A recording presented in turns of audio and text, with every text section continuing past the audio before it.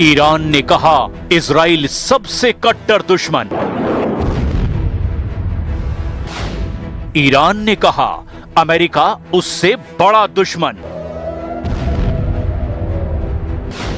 Iran ने कहा Europe सबसे खतरनाक दुश्मन।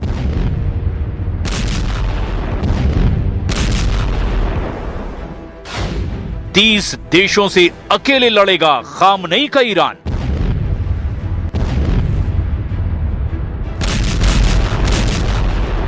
वॉशिंगटन में टेंशन हाई है। ट्रंप नेतन्याहू को ईरान की मिसाइलों का ख्वाब आ रहा है।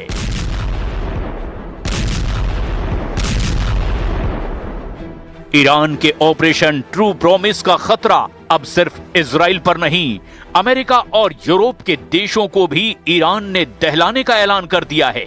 ईरान ने दुश्मनों से भयानक बदला लेने की धमकी दे डाली है, क्योंकि ईरान ये मानता है कि यूरोप, अमेरिका और इजराइल उसके खिलाफ फुल एंड फाइनल युद्ध लड़ रहे हैं। ईरान ने दुश्मनों से जंग में अब की किसी भी मुरव्वत की गुंजाइश न करने की कसम खा ली है। ईरान के राष्ट्रपति मसूद पजेश्कियन ने कहा है कि ईरान को युद्ध में झोंकने की कीमत सभी दुश्मनों को चुकानी होगी। पजेश्कियन की यह धमकी ट्रंप नेतन्याहू की मुलाकात से ठीक पहले आई है। ट्रंप नेतन्याहू खाड़ी युद्ध की टेंशन के बीच 2025 में छठी बार हाई लेवल मीटिंग कर रहे हैं।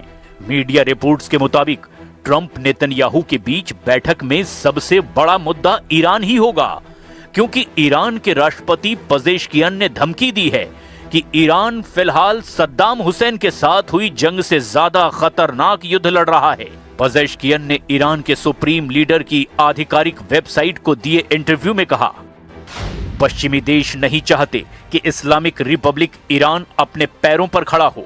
अगर कोई इसे अच्छी तरह से समझे तो ये युद्ध इराक युद्ध से कहीं ज्यादा मुश्किल है।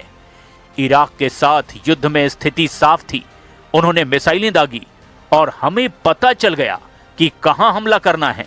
यहां वो हमें हर तरफ से घेर रहे हैं। वो हमारे लिए रोजी रोटी, सांस्कृतिक, राजनीतिक और सुरक्षा के मामले में समस्याएं पैदा कर रहे हैं। पजेश्कियन ने यह भी दावा किया कि ट्रंप से मीटिंग में नेतन्याहू ईरान पर हमले का प्लान डिस्कस करने पहुंचे हैं। ये बात जगजाहिर है कि ट्रंप और नेतन्याहू की मीटिंग में गाजा, यमन, सीरिया, लेबनान और ईरान सब पर बात होगी। लेकिन बड़ा सवाल है कि नेतन्याहू का अगला हमला कहां होगा, क्योंकि नेतन्याहू बार बार कसम खा रहे हैं कि जब तक इजराइल के दुश्मनों को खत्म नहीं कर लेंगे वो खामोश नहीं बैठेंगे। इसीलिए ईरान इजराइल की टक्कर का अगला राउंड किसी भी वक्त शुरू हो सकता है, जिसकी सबसे बड़ी वजह दुनिया के नक्शे पर सामने आया एक ऐसा देश है जिसे सबसे पहले इजराइल ने मान्यता दे डाली है। ये सोमालीलैंड नाम के देश का नक्शा है, जिसे इजराइल ने मान्यता देकर कई देशों में हड़कंप मचा दिया है। साल 1991 में सोमालिया के तानाशाह सियाद बर्रे के खिलाफ छिड़े गृह युद्ध के बाद सोमालीलैंड ने खुद को अलग देश की घोषणा कर दी थी, लेकिन सोमालीलैंड को दुनिया के किसी देश और संयुक्त राष्ट्र ने आधिकारिक मान्यता नहीं दी। बीते 26 दिसंबर को इजराइल के पीएम ने ऐतिहासिक कदम उठाते हुए सोमालीलैंड को देश की मान्यता दे डाली। नेतन्याहू ने सोमालीलैंड को इजराइल का पार्टनर बताते हुए सेल्फ डिटर्मिनेशन का अधिकार भी दे डाला। It's good to talk to you, and before anything else, I want you to know that I'm signing now, as we speak, Israel's official recognition of Somaliland and its right of self-determination. Our friendship is seminal and historic. So I'm very, very happy and I'm very proud of this day, and I want to wish you and the people of Somaliland the very, very best. Somalia से अलग हुए Somaliland को Israel की मान्यता देने से Arab world और Africa के देश भड़क उठे हैं। वहीं सोमालीलैंड में इजराइल का झंडा सजाकर दोस्ती का इजहार किया जा रहा है। सोमालीलैंड के राष्ट्रपति अब्दुर्रहमान मोहम्मद अब्दुल्लाही ने देश को नई पहचान मिलने को ऐतिहासिक उपलब्धि बताया है। I am the happiest person in the world today the historic address on the recognition of the Republic of Somaliland. Excellencies, all world leaders, distinguished delegates, partners, all Somalilanders, today I address you at a moment of historic significance for the Republic of Somaliland. Somaliland अदन की खाड़ी के पास रणनीतिक लिहाज से बेहद अहम इलाका है, जिसके इजराइल के साथ जाने से अरब देशों की धुकधुकी बढ़ गई है। सबसे ज्यादा टेंशन में यमन के हूथी लड़ाके हैं, जिन्होंने इजराइल को धमकी दी है कि अगर इजराइल ने सोमालीलैंड में सेना उतारी तो तबाही की शुरुआत होगी।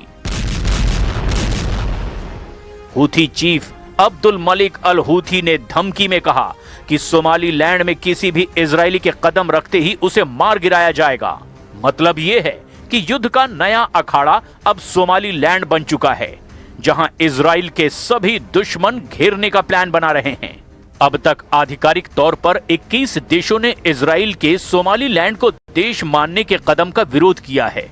इसके साथ ही ऑर्गेनाइजेशन ऑफ इस्लामिक कोऑपरेशन और अफ्रीकी यूनियन ने भी नेतन्याहू से नाराजगी जाहिर की है। अमेरिका का रुख भी सोमालीलैंड पर इजराइल से मेल नहीं खाता।